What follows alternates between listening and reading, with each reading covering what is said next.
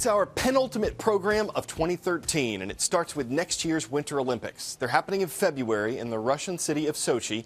There's been some controversy involving the Games and about a Russian law regarding homosexuality.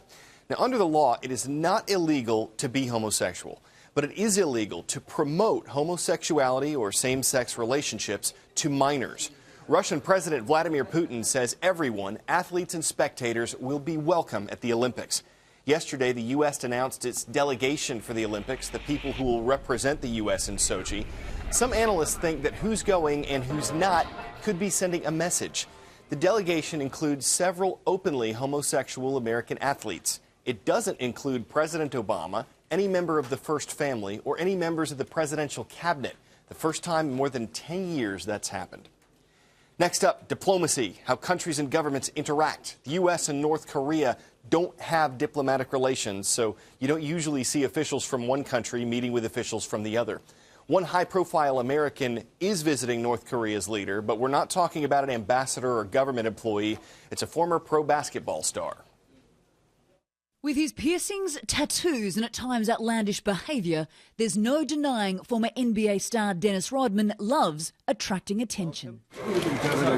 And where he's heading, it's certain the world will be watching, as the 52-year-old makes his third visit into a country ruled by one of the world's most repressive regimes.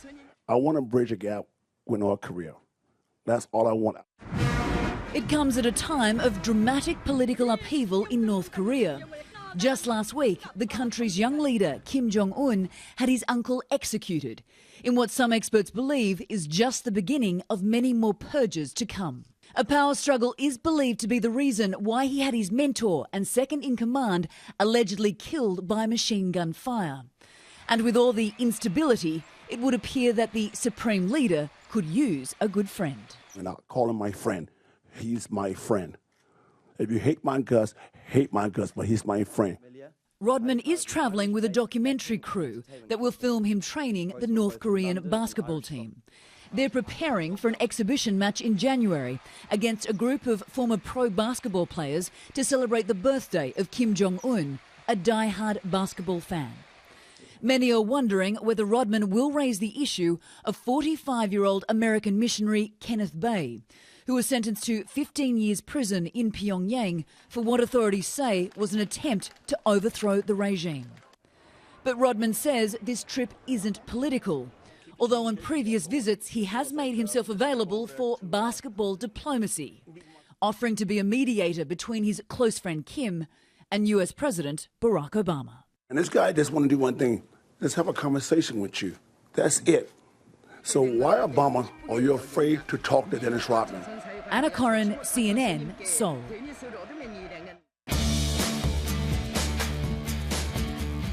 Well, some of you Bulldogs out there have been dogged in your determination to get on roll call. Here's your day, starting with the Bulldogs from West York Area High in York, Pennsylvania. Then it's over to Ohio, where we check in with the Green High School Bulldogs. And our last Bulldogs are out in California. Garfield High School in Los Angeles wraps up the roll. Scientists say last month was the warmest November on record. Now, it might not have felt like that in the U.S., but North America was an exception. The global average temperature for November was 56.6 degrees Fahrenheit. That's more than a degree above the 20th century average. We don't know if that explains what you're about to see, but in nature, when something changes, it can have a far-reaching impact. A feeding frenzy along the California coast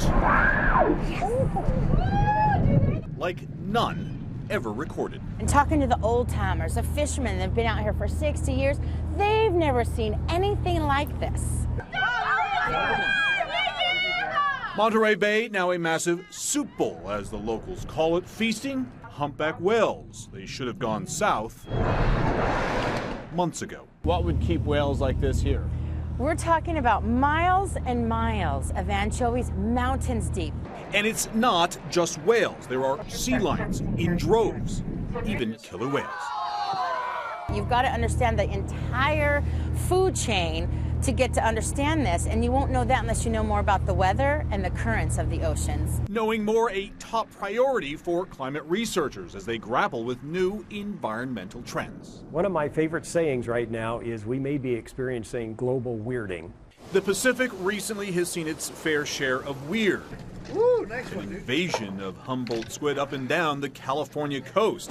Sea lion calves this year dying off in worrying numbers, and in recent weeks, disturbingly, sea stars from Alaska to San Diego wasting away, literally melting. Starting to see animals that were common here 30 or 40 years ago, maybe shifting their ranges farther north.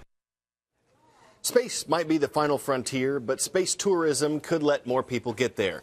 Not cheap. One company is offering people the experience of what it's like to launch out into space. Tourists could blast off into space as early as next year on Virgin Galactic's Spaceship Two. Until then, future astronauts can train for the rigors of space on Earth. It's the real deal. We're training them just as we would a military pilot, a fighter pilot, or an astronaut. More than 300 people have taken the two-day space training course at the NASTAR Center in Pennsylvania. The program centers around a state-of-the-art simulator, a human centrifuge that replicates what space travel feels like. Firing sequence starts in 3, 2, 1. You're going to see your G meter, your altimeter, your rear camera view, the visuals outside the spacecraft as you actually feel the forces of you launching up, a simulated weightlessness, and then re-entry back down to Earth. The faster it spins, the more you feel the forces of gravity. For extreme G forces or for prolonged sustained Gs, there is a very good risk of you being able to pass out. For those reasons, we want to make sure that you're trained properly. Congratulations, you're in space. You don't need a ticket to space to take this course, but it will cost you $3,000. The future of space holds a lot of promise. Hopefully, hundreds, thousands of people will be traveling for various missions across the galaxy. Well, for our next edition of Career Connections, you're in for a real treat. We're featuring Lane Lee. She's a baker and an entrepreneur in Atlanta, Georgia. It might sound like a sweet gig. Lee says that thanks to her dad, she's living out her dream. But one thing she doesn't sugarcoat, it takes a lot of hard work to be successful.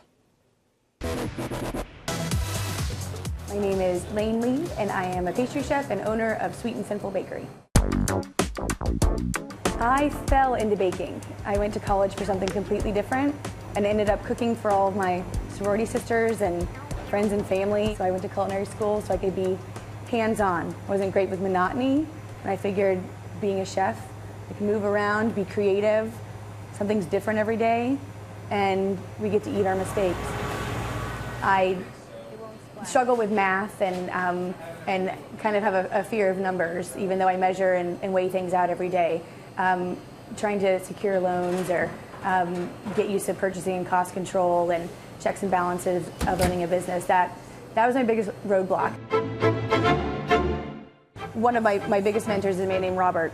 He's been able to sit me down and talk me through it and show me where my strengths are and be able to admit to where my weaknesses are. He's the reason I haven't closed the doors many times, because when I feel defeated, he lets me know that I'm not alone. I feel like this career chose me. I get to do centerpieces of people's most joyful days. I think that's my favorite part. It gets really hot, and we don't ever sit down. We're completely hands-on and physical.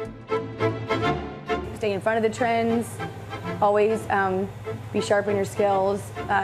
Continuing education is the best. Always stay on top of your game and so that you can keep up with everyone else. Our last video today includes some dog sleds. Probably not what you had in mind, but hey, there are dogs, there's a sled, let's do this. This YouTube video features a toddler's Tundra Traveler, plus a pair of pups that turn into sled sleuths as they track down this runaway sled and then persistently push it down its path.